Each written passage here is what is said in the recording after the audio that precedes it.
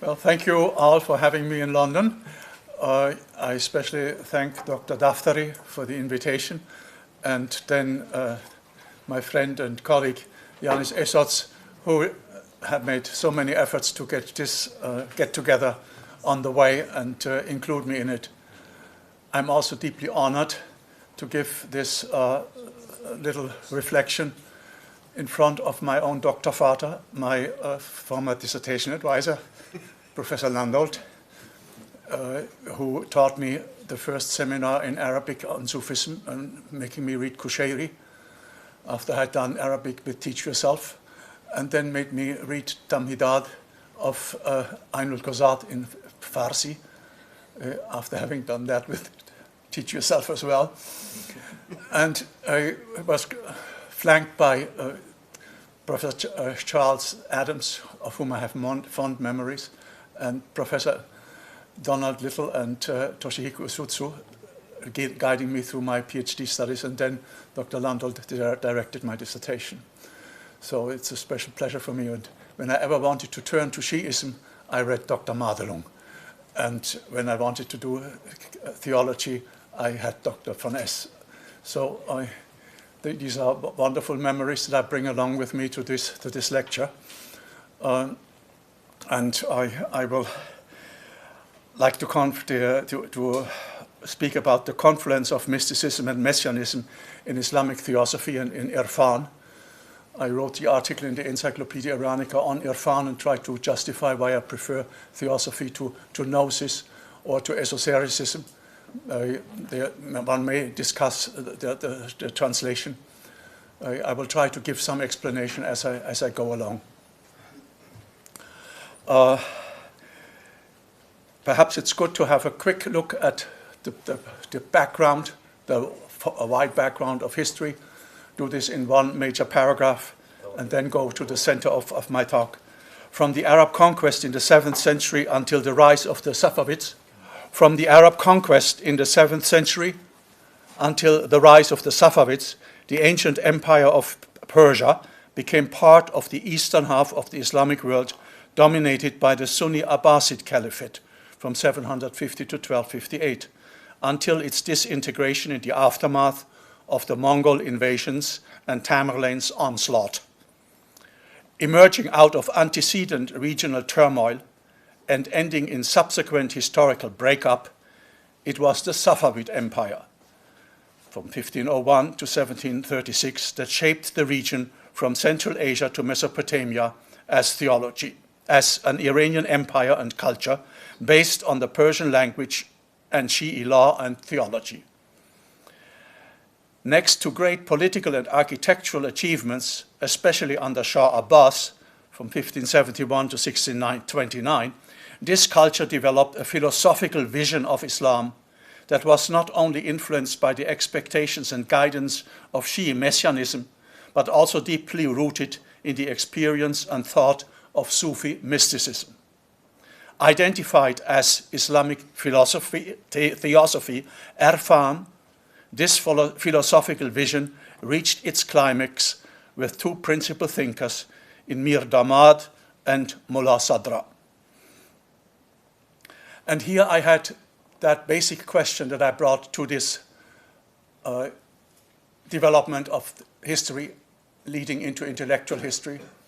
How come that philosophical reflection reached such great heights with Mir Damad and Mullah Sadra after having gone through the integration of philosophy from the Greek times through the work of Farabi, Ibn Sina, contested by Ghazali and re-established by Averroes, where there was a philosophical system that was built up to perfection, so much so that it benefited in its translation into Latin to the West.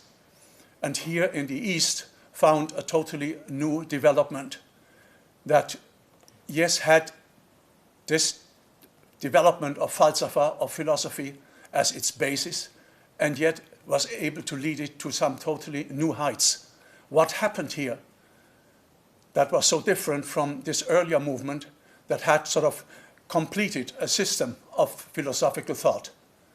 And I think the two elements that came into play were mysticism and messianism.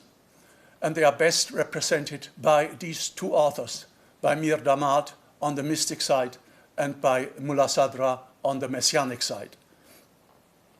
Mir Damad achieved a remarkable synthesis between Shi'i doctrines, Islamic metaphysics elaborated by Farabi and Ibn Sina, and Suhrawardi's illuminative wisdom. He perceived in mystical vision, based on divine revelation and confirmed by human intelligence, the privileged way to the ultimate truth, which unveils the origin of human selfhood and shows the goal of human destiny, the alpha and omega of divine wisdom. Mullah Sadra merged the Shi'i notion of the 14 pure souls, Muhammad, Fatima, and the 12 Imams, with the active intelligences of Ibn Sina's cosmology as ontological archetypes of existence, maintained the existence of an independent world of images, an alam-e-mithal, between the intelligible world and the sensible world, advocated the primacy of being, wujud, over quiddity, mahiyya, as the foundation of metaphysics, and defended the soul as the eternal essence of individuality, while asserting that everything that exists is subject to change and perfection. Using the paradigm of the four journeys, Mullah Sadra envisioned human cognition as penetrating the absolute to such an extent that the theosopher ultimately subsists in and returns from God to guide humanity. These were the two major thrusts developed through Mir Damad and Mullah Sadra, mysticism and messianism. Let us look a little bit more at mysticism. It had a tradition, the tradition of Sufi mysticism, that went back centuries before these two philosophers. And what is essential for the mystic way of life was the center of dhikr, of remembering God. And this remembrance of God could happen and occur in words, in the recitation of the dhikr formula, for which there were different formulas by individual mystics, but La ilaha illallah became one particular way of shorthanding it. It was not only a recitation that put the mystic in the presence of God, it was interiorized into the heart, experienced in the heart, either by mystics sitting in solitary confinement or even in a group, but further and further interiorized so that they felt more and more that presence of God that they actually pronounced in words. And it was understood as going deeper into what was often called the dhikr al-sir, into the inmost being, into the very center of the heart. There, where God could be experienced and encountered in reality. That there was an experience of the presence of God for the individual. And that could be integrated into the experience of one who reflected on the origins of the human person. Where are these origins? There were the scriptural or Quranic origins of the creation of Adam, but the mystics went much deeper. They went into the azal, into pre-eternity, and they discovered their origin at the very earliest moment when God had the idea of bringing forth the human race, still encapsulated in their prophets in one idea, or like the particles of light within the source of light. God had this full inner urge to manifest himself, to project himself, to step out of his solitary existence, to have a partner to address. And at that moment, humanity was originated, and the individuals were originated at that very form at that very moment, and made their first act of insight, their first act of the intellect. They recognized God. They recognized their Creator. And they affirmed Him. And in that affirmation, they found their own existence and who they really were. And that happened before the physical creation. So far, the Sufi would go in his dhikr to that first moment when he came into existence, had his first insight, and then found himself within human form, in physical nature, on this planet as an existent being. And there now he had to struggle with all the forces that came onto him, but had to hold on to that self-revelation of God that he had experienced at the very moment of his origins, in pre-eternity. And how did he find it again? Through dhikr. He found and discovered his own immortality, his own spiritual being, at the very earliest moment of his existence in the thought of God. And he could return to it by concentrating on his very being and shutting out everything else, in gesture, in way of life, in solitariness, in total concentration on what was really the core of his being, or her being. And there he discovered his roots, his spiritual roots. That what made him a human being in the full sense, with all the challenges that came around. And now, the individual had to go through all the challenges and the various forces that this earthly life, was bringing at him, and how he would conquer them and overcome them. And here he had to prove himself, and here the concept of nafs comes into being, that has a strong influence. All these forces of egoistic manner, of egoistic interests, the search of fame, the search of riches, the search of being somebody over others.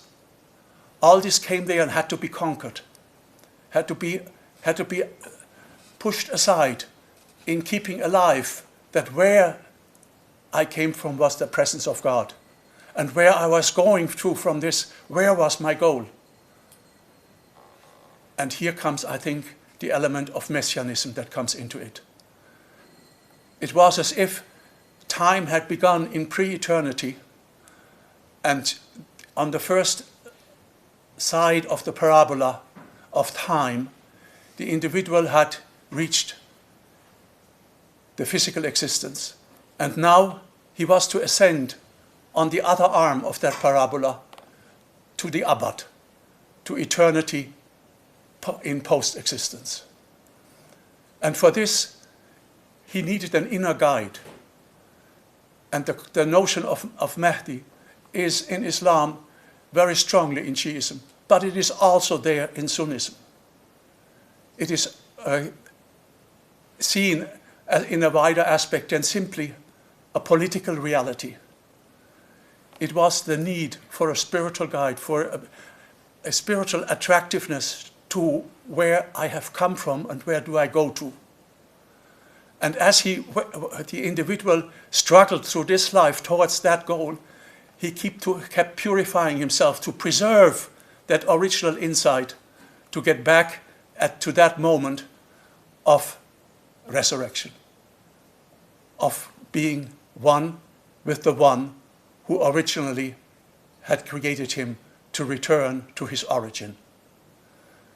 And for this there was the guide, the spiritual guide, or the guide, the principles of guidance that were developed within Islam in different places, in different traditions. And that became very essential for the whole mystical experience. And it was created through the practice of dhikr and through the reliance of a guide. But that guide was more than simply another human being, although the other human being, the guide, was necessary for the mystic to draw him into his life and direct him through that life. But ultimately, even that person would disappear when it would come to the final end of merging with God again. And this could be enacted in the mystical experience itself. It was not a one-time event that at one time I come from eternity and at one time I return to eternity. No, it could be experienced here and now and gave the mystic the inner security to be one with God in union and to take the inner strength out of that and to always be able to return to that moment when he was before he was, as Junaid said, and where he would be beyond all that was here with certitude, a certitude that Ghazali, after abandoning philosophy, searched for. That ultimate certitude, that there was that life of return to God where I came from. And that was what engaged the thought that entered, to my belief, into the philosophical convictions of these two authors who studied mysticism and lived in messianism and drew those elements into their philosophical reflection. It is connected with, I believe, with an Islamic vision of time that is slightly different from the vision of time that Buddhists and Hinduists would have as a cyclical time, or that Westerners would usually have as time flowing like an arrow, a linear time from one point into eternity. It came together from the two sides, from the origins in God to the destiny in God, through a period of proving oneself here and now and not losing that contact. And those were, I think, the two ways of messianism and of mysticism. Now, where did these Sufis always all come discover all this? A lot of it comes from the inside, from the introspection. But those authors, those theosophers, they also read their Quran. They recited the Quran. And they found in the Quran those nuggets, those cherished treasure phrases that gave them the inspiration where they could hook up with their experience. And so when they thought about their origin, they heard, Alastu bi Rabbikum, God saying, am I not your Lord? Qalu bala shahidna. Yes, we testify. That was the moment, that Yawmul Mithaq, that first moment of covenant between God and the individual, that was the origin. Here it was, hidden in God's word. Or when they looked into the future,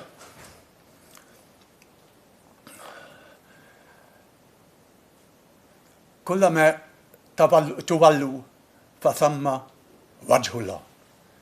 Wherever you turn, there is the face of God. If you turn to God, He's always there. God has no back. He's always turned towards you. He's waiting for you. You're on your way. Just follow the guidance. Or, لَيْسَ كَمِثْلِهِ شَيْءٍ. There is nothing like unto Him. He is always there. And that gave them that inner focus and that inner conviction that is so strongly in Muslims, that they depend on God and each and every moment. That is what I would call that atomism in Islamic thought. That God acts with you and there is no action that you can do that God is not in on it. There were inquisitions about such questions in the theological discourse and the theological fight of Islam. But God is always there. That's why you say, inshallah, in practical terms. He is each, He never abandons his action towards humanity. Creation is an act that happens at each and every moment. God never rests. He doesn't sit down, look back on his work and say, I did something beautiful. No, he's there.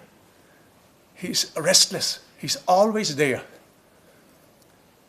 And that is how this Islamic faith then developed in its nature, in that enormous dependence on God and each and everything that I do. He is in on it. If he stopped for a moment, I would have a miracle. But he always is there and interacts with me. And so, out of that religious conviction that I believe had Quranic roots, those Quranic roots can go much further back. They were not always floating around over the sand of Arabia and were gathered there. They had a tradition before. And there was information that Muhammad absorbed over a lifetime before he erupted as a prophet and assimilated. But those were moments, treasure points, nuggets in the Quran that gave testimony to what the basic experience was behind all this.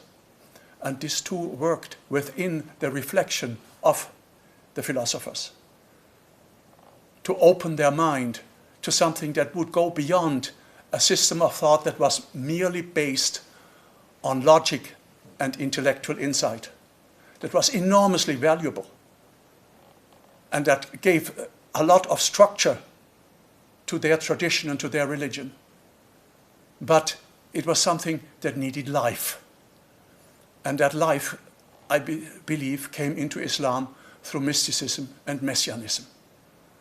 And those two philosophers saw a way of drawing it together into their philosophical or theosophical system, called theosophical because it was insight, it was cognition.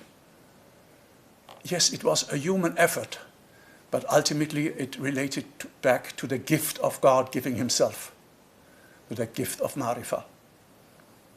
And so what we have here is philosophers standing in that tension of really having established a system of thought that was consistent in itself and explained the world and its origin, but that did not yet fully have the life for the individual to understand himself or herself from her origins to her destiny.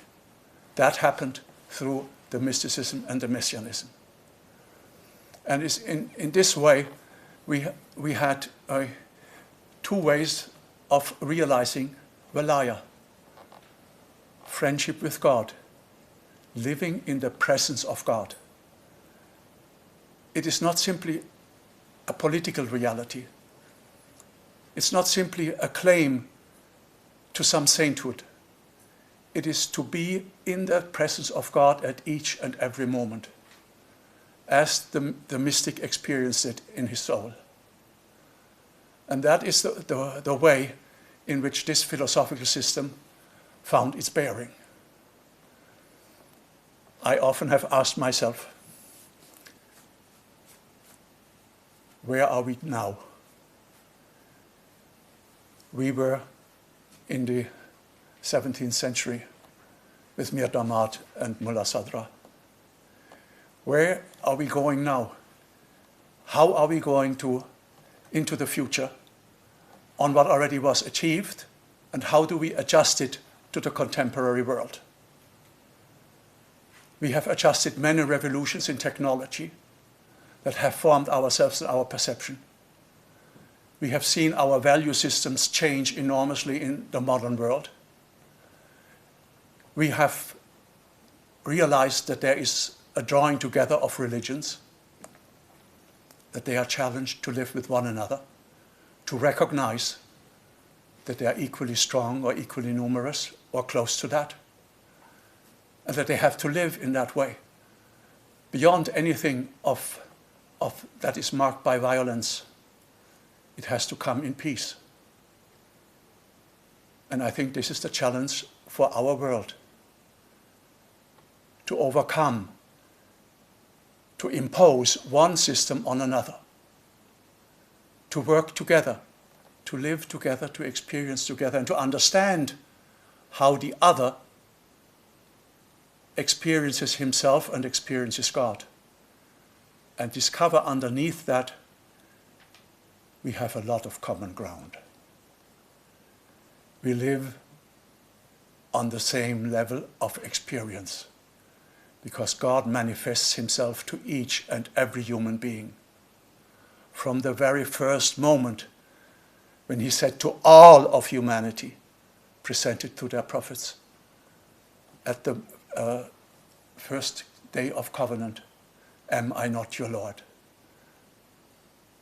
And all said, yes, you are. And we will give testimony to it. And that will be our Tawheed. That Tawheed, what is already there when we said biʿllāh. Yes, we testify, you are. And that's what we live throughout. And that Tawheed became unification. Not only professing him as one, but being one with him and realizing one's oneness with him. And that's why that concept of Tawheed, that is the core point of the Muslim profession of faith, became the core experience of what Islam is on the inside. And that is something that happens in inner peace and in peace with all the others that surround us. And today, we live in a global context, in a global technology, the internet, cyberspace, the computer. It brings us together in split seconds. We live next to one another. It's a new level of existence. And there, this type of reflection has a ground to root itself again. It may not have fully occurred, but it seems to me it's moving the world in that direction. Otherwise, we'll destroy ourselves. We'll turn to an egoism that turns itself away from everything else and wants it my-making, and forgetting that whatever we are rooted in that experience of the eternal, as we experience it in the Azal, and as we will experience it in the Abad, but having to fight for it here in the here and now. And why the Sufi called himself an Ibn al-Waqti, the son of his moment. He lives always in that moment. Eternity has become a moment. Eternity in its full sense belongs to God, but the mystic lives in this eternity from moment to moment, knowing that God is always there and that he is spread out between the eternity from pre-eternity into the eternity to post-externity. And that parabola comes to a close and the circle bends itself for what we call eternal existence. And I think somewhere there, that mystic experience and that messianic experience was there. It was not simply a political reality or a belonging to a particular rite of performing prayer. It was a deep inner experience of the existential origins and the existential future of the human being in its truest sense as living in the presence of God. Thank you.